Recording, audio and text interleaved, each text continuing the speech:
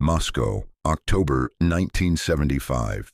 The doorbell's ring echoed through Dmitry Sokolov's apartment at exactly 3 p.m. He set down the small wooden abacus he'd been holding, a habit from decades past, moving beads even when no calculation was needed. 71 years old, white-haired, his hands marked by that slight tremor that comes with age and memory. He knew who stood outside. The telegram from West Berlin, sent through channels that officially didn't exist. 32 years, I must know. WK. Wilhelm Kramer stood in the hallway, 76 now, leaning on a cane. The sharp Prussian features Sokolov remembered from photographs had softened with age, but the eyes, they still held that dangerous intelligence. Major Sokolov, Kramer said in perfect Russian. Or is it Colonel now? The promotion came late, after certain clarifications. Sokolov opened the door wider. Please.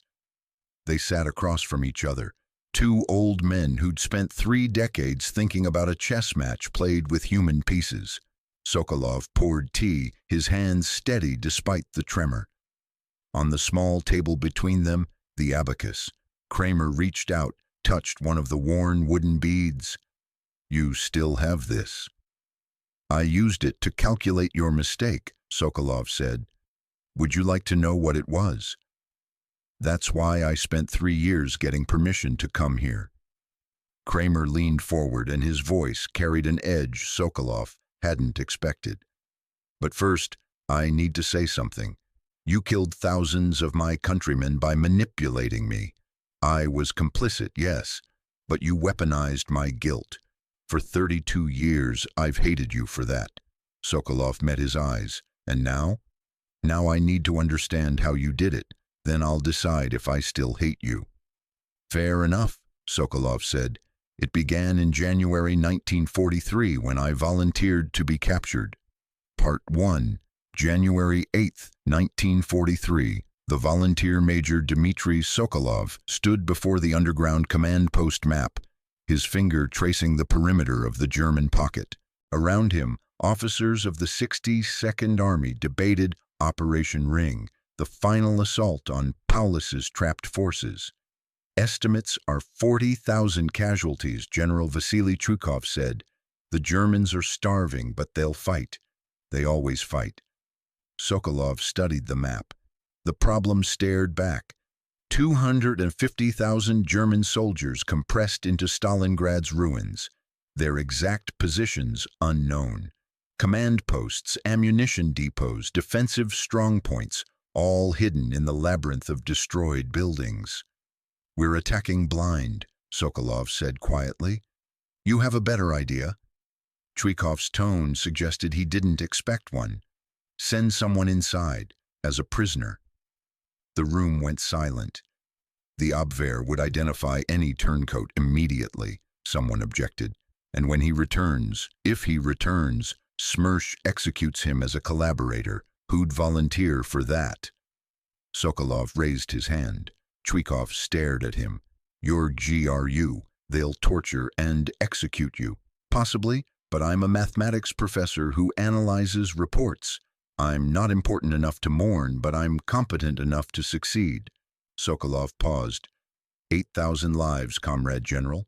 If I can reduce casualties by 20%, that's 8,000 Soviet soldiers who go home. Order 270 declares anyone captured a traitor. Then I'll die a traitor who saved 8,000 lives. Mathematically, that's a favorable exchange. Chuikov studied the map. You understand, I can't officially approve this. If it fails, you were captured attempting reconnaissance. If it succeeds, I still can't acknowledge it without violating Order 270. I understand. Then you're a fool. Chuikov lit a cigarette. But you're approved, unofficially. That night, Sokolov sat alone in his quarters, holding the abacus. He began moving beads, calculating probabilities. Chance of successful infiltration, 70%. Chance of useful intelligence, 60%. Chance of survival, 15%. The math was clear. He was trading his life for information that would save thousands. Pure exchange rate analysis. But then he thought of Professor Volkov, his mentor at Moscow University, now serving with an artillery battery near the Mamayev kurgan. If Sokolov failed, Volkov would die in the assault. So would thousands of others, students, teachers, farmers, factory workers. He'd spent his career reducing human lives to variables in equations. Now he was becoming one of those variables. The abacus beads clicked softly as he continued calculating, a sound that would haunt him for the rest of his life. Part 2, January 10th, 1943, The Capture. The no man's land between Soviet and German lines was a frozen wasteland of snow, rubble, and corpses. Sokolov and 3 NKVD volunteers, all expendable men with prison records, crossed at 200 hours wearing captured German winter clothing over Soviet uniforms. When German flares lit the darkness, they scattered as planned. Machine gun fire tore through the air. Sokolov dove into a shell crater, his heart hammering.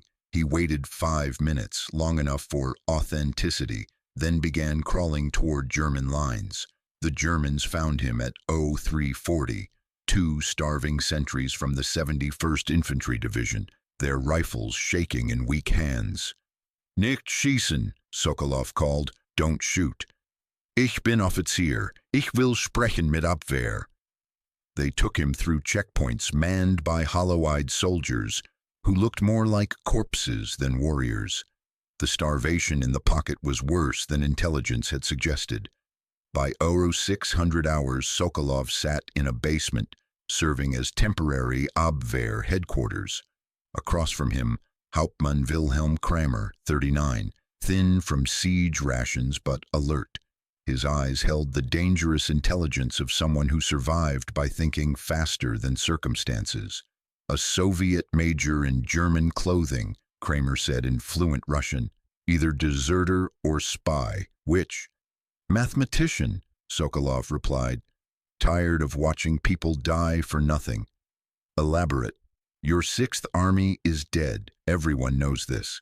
Hitler's hold order is murder disguised as strategy. In 2 weeks, 3 at most, you're overrun. And you're offering information, Soviet troop positions, assault plans, ammunition stocks. In exchange, include me in your evacuation list. When this pocket collapses, I'd rather be in a German POW camp than face SMERSH. Kramer smiled. It wasn't pleasant. "You expect me to believe a Soviet major is offering treason to avoid his own side? I expect you to understand mathematics. USSR, 190 million people. Germany, 70 million. America has entered with unlimited production. You've lost. I'm choosing survival on the winning side, and the winning side isn't yours, but it's better than SMERSH execution." The logic was perfect. Too perfect. Kramer leaned back. "I think you're lying, but you're an interesting liar. We'll see what kind." Part 3. The game for 3 days. Kramer interrogated Sokolov carefully. The Soviet major provided information, artillery positions, supply convoy routes, weak points in the encirclement. Kramer verified what he could. The artillery positions were real. German counter-battery fire hit them successfully, but the batteries had moved 12 hours earlier. The intelligence was accurate but obsolete. Everything Sokolov provided was true and useless. On the 4th day, Kramer made his decision. "You're very good," he told Sokolov. "Everything you've given us checks out. But it's all yesterday's intelligence. You're a trained asset running a script." Sokolov smiled. "Congratulations. You caught me." "Who sent you?"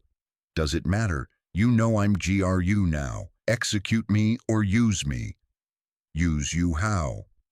"Feed me false information. I transmit it through whatever channel you think I have. The Soviets receive bad intelligence, attack wrong positions, suffer unnecessary casualties." Kramer studied him. "And you're suggesting this because Because I'm already dead. You know I'm a spy. When I return, Smersh knows I was captured. Either way, execution. But if I can convince you to use me for disinformation, I buy time. Maybe I escape somehow. Maybe I get lucky. Or, Kramer said slowly, you're running a deeper game. You want me to feed you false information, knowing you have a way to signal what's real. That would be clever. Yes. Kramer stood. So here's what we'll do. I'm going to be completely honest with you. I'll give you a mix of real and false intelligence. You'll transmit however you planned, and we'll both watch what happens. Why tell me? Because if you have a signaling system, you can't use it if you know I'm watching for it. And if you don't use it, my false intelligence gets through. Either way, I control you. Sokolov nodded slowly. He'd anticipated this.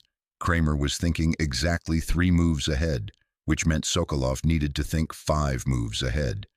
Chess, Kramer continued, is about forced moves. I'm forcing yours. Then I have no choice but to play, Sokolov said. Part 4. The Transmission. That night, Sokolov reached the soup kitchen run by Anna Petrovna, an elderly Russian woman who'd been underground since November. Her basement hideout contained a clandestine radio, known to GRU, unknown to Germans.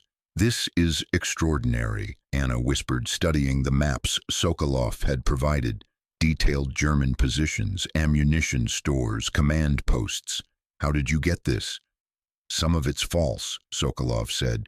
The Germans know I'm GRU. They're using me. Anna's hands trembled. Then how do we know what's real? Sokolov pulled out a sheet of paper covered with numbers. He'd spent 2 hours in his cell with a pencil stub, working calculations on the margins of a German newspaper. Look at the grid coordinates. Every position marked with coordinates where the final digit is even, 2, 4, 6, 8, 0. Those are accurate. Odd final digits are false, Anna checked. Position 5, 4, 7, 2, 3, 4. Final digit 4 even. Position 6, 2, 1, 4, 3, 7. Final digit 7 odd. That simple? It has to be simple enough to use reliably under stress. But here's the critical part. Sokolov leaned closer. The Germans will likely intercept this transmission. They'll break the code. It's designed to be breakable. When they do, they'll think even numbers means false and odd numbers means true. They'll invert the interpretation. So even is true and they'll think it's false? Exactly. They'll reinforce positions I marked as false, weaken positions I marked as true. When you attack, you'll hit where they're weak. Anna copied everything, her hand shaking. This is insane. This is mathematics, Sokolov said. Pure game theory. They know I'm signaling. I know they know. So the signal itself becomes the weapon. He left before dawn, his message transmitted. Part 5. The Realization. In the German Signals Intelligence Office, Kramer reviewed the intercept within hours. His cryptography team had captured Anna's transmission. The even-odd system, his signals officer reported. Even final digits mark positions as accurate. Which means, Kramer said, every position we marked as false, he's confirming as false. And positions we said were heavily defended, he's marking as lightly defended. Should we adjust strategy, Herr Hauptmann? Kramer thought for several minutes, moving pieces on a chessboard he kept on his desk. He was playing against an invisible opponent who seemed to think like him. If Sokolov knows we intercepted, then this even-odd system is designed to mislead us. He wants us to think even means true, so we'll invert it and believe odd means true. So we should trust the odd-marked positions? No. Kramer moved another chess piece. We reinforce positions marked with even numbers. Those are the ones he's actually trying to protect. He's triple-layered the deception. His adjutant looked confused. But sir, what if he anticipated that I'd anticipate his anticipation? Kramer smiled thinly. Then we're playing four-dimensional chess, and one of us is wrong. We'll know soon enough. He gave orders to shift defensive positions.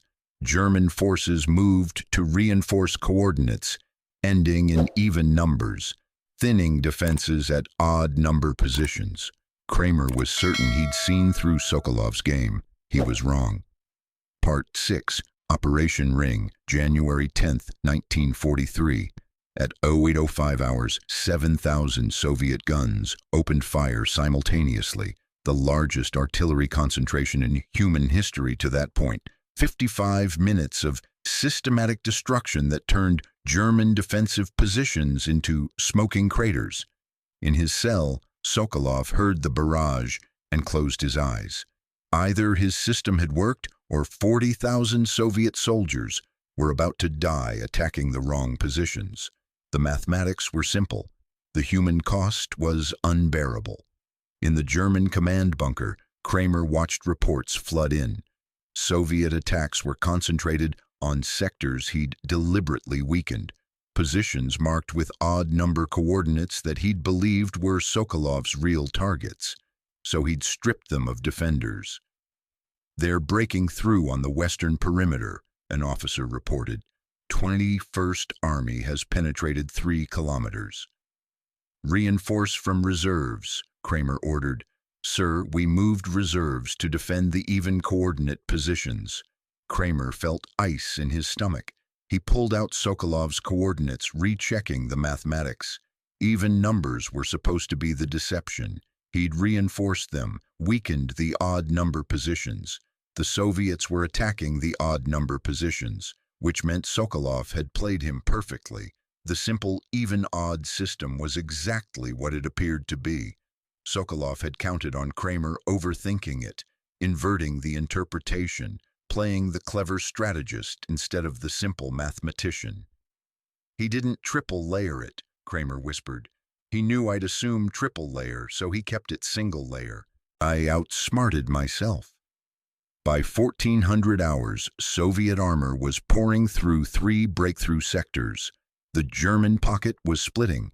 In the Soviet command post, General Chuikov studied reports with grim satisfaction. "Casualties are running 60% below projections. Whoever provided these target coordinates saved us 8,000 men." "Should we acknowledge Major Sokolov's contribution?" an aide asked. "No," Chuikov said flatly.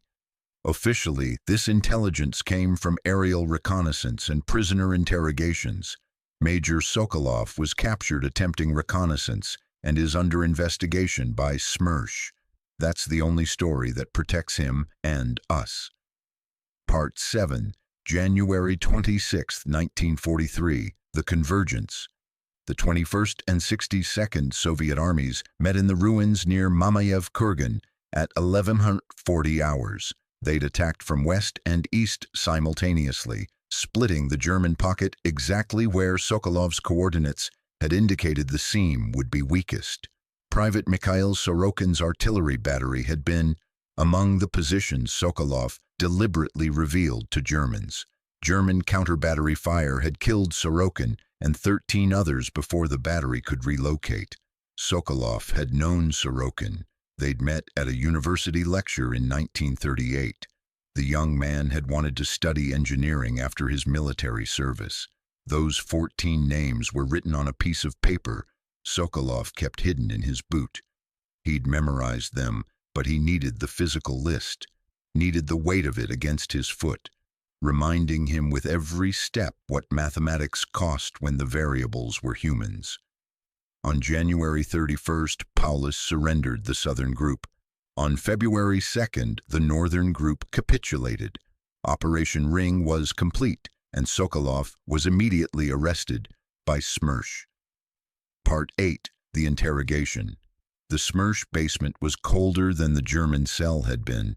Major Volkov, no relation to Sokolov's former professor, was methodical in his brutality. "You collaborated with Germans. We have intercepts showing you transmitted intelligence to Abwehr. We have German documents identifying you as Soviet GRU. You are a traitor. I ran an intelligence operation approved by General Chuikov. General Chuikov has no record of approving any such operation. He specifically denies knowledge. Sokolov understood. Chuikov was covering himself politically. The operation had worked, but acknowledging it meant admitting they'd deliberately sent an officer into capture, violating Order 270. I reduced assault casualties by 60%. My intelligence saved 8,000 lives. Your intelligence could have been German disinformation. You were captured, which makes you a traitor. You collaborated, which makes you an enemy. The logic was absolute. Sokolov had saved thousands, but was politically radioactive. They held him for 3 weeks.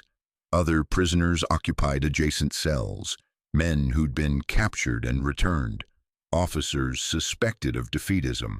Every few hours they took someone for additional questioning. Most didn't return.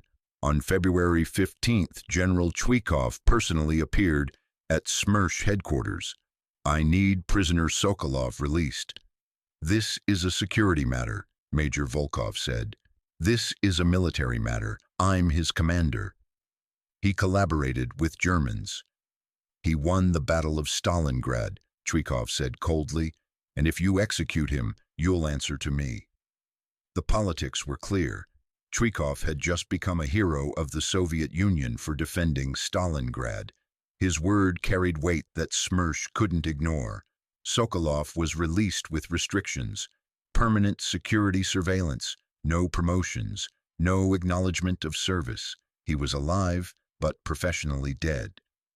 Part 9, February 1943, May 1945. Sokolov returned to analytical work in Moscow. No commendations, no recognition. Colleagues avoided him. Being captured even on orders carried permanent stigma. He spent the war analyzing intelligence, occasionally consulting on German tactical patterns. His recommendations were usually accurate and usually ignored because they came from someone who'd been captured. In March 1945, captured German documents from Berlin included Kramer's detailed Abwehr reports. Soviet Major DS, probable GRU, extremely dangerous. All attempts to use for disinformation failed. Subject provided accurate intelligence while convincing us it was false. The NKVD noted the report. It confirmed Sokolov had been identified as intelligence, strengthening the case for collaboration. They didn't read Kramer's final notation. This officer defeated me intellectually. Recommend study of his methodology for future operations. Part X. Moscow, October 1975. The truth. So that's how you did it, Kramer said in Sokolov's apartment 3 decades later. You kept it simple, a basic, even odd system. You knew I'd overthink it, assume multiple layers. I defeated myself trying to be clever. You were clever, Sokolov said. Too clever. You thought like a chess master, 3 moves ahead. I thought like a mathematician, 1 move perfectly calculated. But the cost, Kramer's voice hardened. You killed thousands of my countrymen. I killed 14 of mine, Sokolov said quietly. He pulled a worn paper from his pocket, unfolding it carefully. 14 names in faded ink. Private Mikhail Sorokin, 23, Sergeant Ivan Petrov, 27, Corporal Yuri Volkov, 21. He read all 14 names. Kramer listened in silence. I gave their positions to you knowing you'd shell them. 14 deaths to establish my credibility, to make you trust the rest of my intelligence was real when it was actually accurate. They died so 8,000 could live. And the woman, your radio contact? Anna Petrovna, executed by Smersh as my accomplice. 15 total. Sokolov's hand trembled. I remember all of them. Kramer sat back. The anger he'd carried for 32 years was draining away, replaced by something more complex. I came here to blame you, he said, but you saved more German lives than I did. If you'd failed, Paulus would have held another month. How many more would have starved or frozen? How many more Soviet soldiers would have died taking Stalingrad street by street? Does that math make it right? No, but it makes it necessary. War is mathematics where the variables are humans, and someone has to do the calculation. Sokolov picked up the abacus, moving beads unconsciously. After the war, they promoted me to colonel, 1963, 18 years late. A bureaucrat realized the Abwehr documents vindicated me, but by then, nobody cared. Your family? My wife knows I was captured and served in intelligence. Nothing more. It's still classified. My children think I spent the war filing reports in Moscow. Sokolov smiled bitterly, which is technically true. Do you regret it? Every day, especially the 14. The mathematics say I made the correct choice. My conscience says I'm a murderer. Sokolov met Kramer's eyes. Can both be true? I think, Kramer said slowly, they have to be. Otherwise wars would be easy. They sat in silence, two old men who'd fought a battle nobody else knew about. Finally, Kramer stood to leave. At the door, he paused. I hated you for 32 years. I thought you'd used my intelligence against me as a weapon. I did. Yes, but you paid for it. 14 names. 15. A lifetime of silence. Kramer extended his hand. You were the best opponent I ever faced. I wish we'd been on the same side. Sokolov shook his hand. We were. We both wanted the war to end. We just had different methods. After Kramer left, Sokolov sat alone.